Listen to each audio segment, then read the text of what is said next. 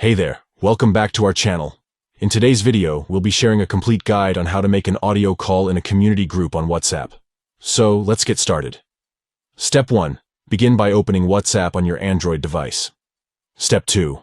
Once you're inside WhatsApp, tap on your community to access the community groups. Step 3. From the list of community groups, select the specific group in which you want to make an audio call. Simply tap on the group to enter its chat interface. Step 4. At the top right corner of the screen, you'll notice a call icon.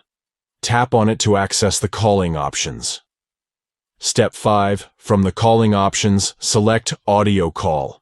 This will initiate an audio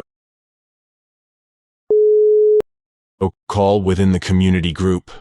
And there you have it. You've successfully made an audio call in a community group on WhatsApp.